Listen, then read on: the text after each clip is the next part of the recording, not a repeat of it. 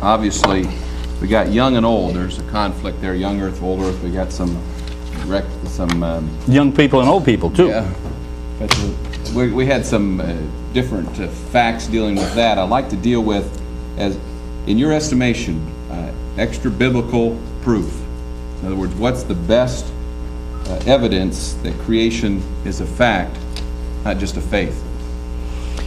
And then, okay, what is your best evidence that evolution is a fact, not a faith? And you may say both are faiths or both are facts, or you may say, well, I'm just throwing out the question. What's your best? I have several questions about evidences for evolution, evidences for creation, and we're talking scientifically now, not from the standpoint of Genesis 1. Okay, I would quickly say both are faiths. Neither can be proved. You would not say that creation is a fact? I believe creation is a fact, but it's not an empirical. I cannot offer any empirical evidence. By that I mean testable, observable, repeatable, demonstratable in the laboratory, because I wasn't there. It cannot be done again, evidently. It's a one-time event that is not testable. It's not. So by the strict definition of scientific empirical evidence, it is not, and neither is evolution. They are both hypothesis, theories, whatever word you want to use. Let me stop you right there. Okay. Because now, how do you feel about evolution? I feel it is not a fact. Evolution is an explanation that draws together the relationships displayed over and over again in facts. And it is something that we know more about each decade or year or otherwise. It's self-correcting and will be improved. And to say that, for instance, Darwin was perfectly correct, no, he was not perfectly wrong either. And Homo sapiens, of course, doesn't count very much because we've taken ourselves out of natural selection and out of the arena of simply survival of the fittest. On the other hand, I might add that in our indifference, if I were going to get on religion, on anything, I would say it has only been in the past decade that I've seen very much towards stewardship toward this earth. And now in the last week, I've seen a lot more of churches taking on the stewardship of this earth and not to subdue it. It's not a plaything for you to louse up, with the environment thing, and it's almost mirrors the way industry suddenly said, oh, we've always been interested in the environment. We're going to have to come to grips with the fact that Homo sapiens has lived prodigally, and we have abused. We've all sinned and come short of the glory of God. That sounds like you're talking my language. Hey, I mean, I've spent a lot of time in a lot of churches. Let me say this, and I'll get back, and I think I stated on the radio yesterday, I believe creation because the Bible says I'm a very simple-minded preacher. But I believe both of you have some evidences that would cause one to believe, and obviously you can't prove nobody was there. I guess that's what you're both saying. Nobody was there to document. You don't have any eyewitness accounts. But what are the facts that cause you to believe, outside extra-biblical facts that cause you to believe creation, cause you to believe evolution, besides the age of the earth? Because we've already dealt with that age of the earth. Okay, yes, to finish, the complexity of life indicates the design, and he referred to fossils are accidents because things are designed to recycle themselves, and I agree the whole universe is designed, and that indicates a designer. All I have to do is pick up any book and realize that book had an author. To think that a book would come together by an accident, an explosion in a printing press, is absolute folly. And to look at the design in nature and to say that this is a result of an accumulation of accidents over billions of years is the height of folly. It had to be designed. That's the best evidence for creation. We have the creation itself, the design, is the best evidence for a creator, just like an automobile is the best evidence for a designer. Sure, the automobiles have flaws, but they don't come together from an explosion in a junkyard. They are designed, and it takes intelligent input and effort. I worked at General Motors for 2 years, and not too intelligent design, but a little bit. What about, so would that be geologically any The Earth also has some incredible processes of recycling and purifying the atmosphere and purifying the water. And the very fact that we have water is an incredibly designed commodity, without which life cannot exist. When it freezes, it floats instead of sinks like every other liquid that freezes. That was designed so that the fish could live during the wintertime. There's so many things that the Earth is just the precise distance from the Sun and the precise mass to match the gravitational attraction matches our body, and everything is just precisely designed for human life, and we can only exist in a thin slice even of our own Earth. We cannot live too high in the atmosphere or too deep in the ocean. So there's it's very obvious it was designed by a designer. Now, as far as who he was, the religions of the world argue that all the time. I happen to know him personally, so I don't have a question. I don't have a problem about that. But I think the best evidence for creation is the design.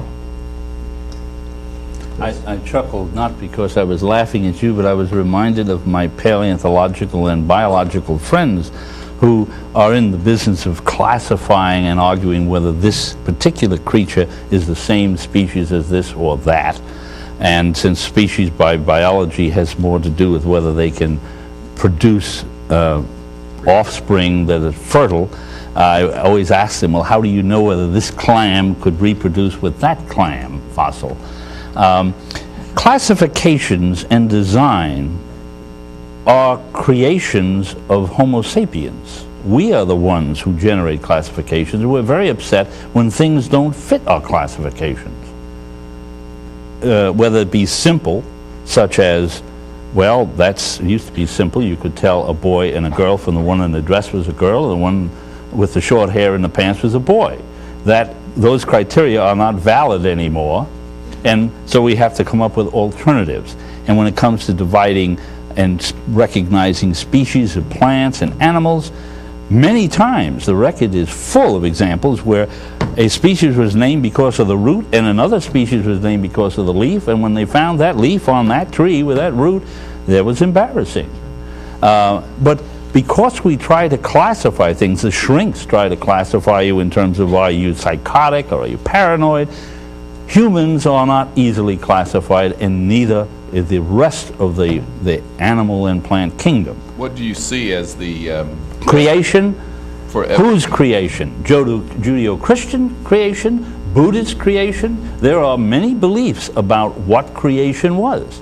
And we don't work for a particular theological context. I can tell you this, and any scientist will tell you, that we haven't the foggiest idea where matter and energy came from. We can just say, through the conservation and first and second laws of thermodynamics, that nothing is created or destroyed. But where it came from initially, we haven't the slightest idea. And anyone who attempts to explain it is either looking for a little PR or... Sign that quote down here. That's all right, yeah, put it on there. But I don't think any competent individual would do so, because we just don't know. And as I said to you, why does gravity attract? Why doesn't it repel? But you see, we are merely describing what is. And if we see order, if we see logic, that depends on our perspective. And if we have a perspective, the first geologists were largely clergymen and the noblemen. They're the only ones who were free and had the money to travel and look and didn't have to work. Where did this evolutionary theory come from? When we get into evidence, that's what I'm trying to get. What would be the... Well, you have the early geologists, and Lyell was mentioned. Lyell is one, and he was very much set. If you talk about an early person, Lyell came across with the principles of the Great Age, but he held steadfastly to the idea of creation.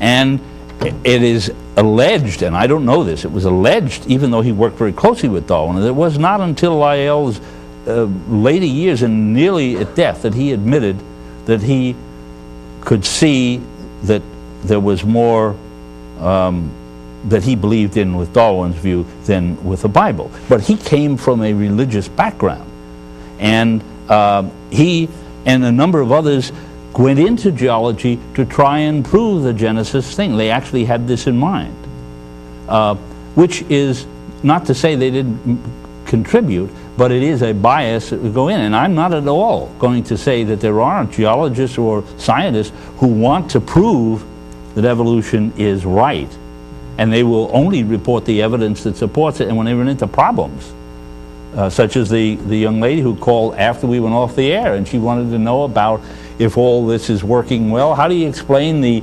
anomalous movement of moons in some of the outer planets? We don't explain it. We don't know yet. We do not have a model at present. We probably will.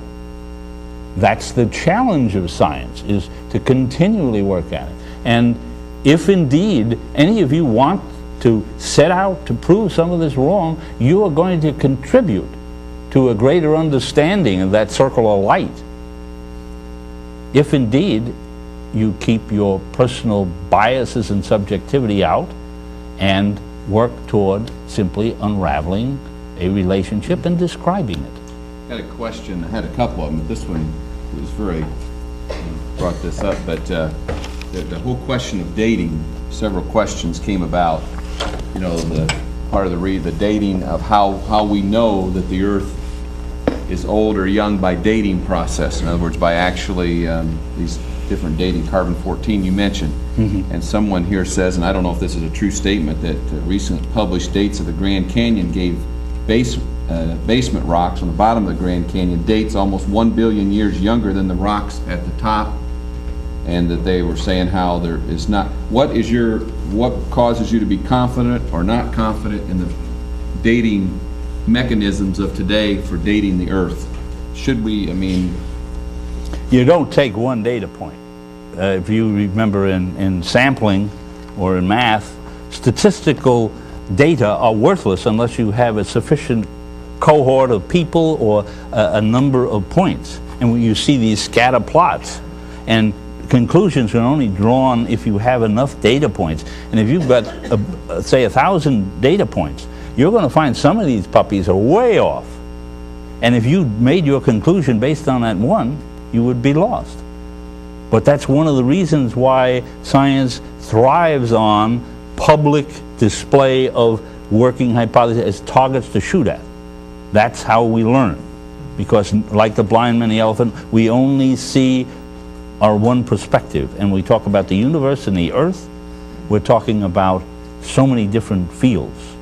How do you refute the dating? In other words, the fact that they're dating and saying billions of years, that these dating techniques are showing millions and billions of years. How do and you say an earlier Earth, or is that the right terminology? Yes, sir. Yes, sir. Okay. Well, Dr. Hilpman stated earlier that he knew the Earth was billions of years old based on radiometric dating.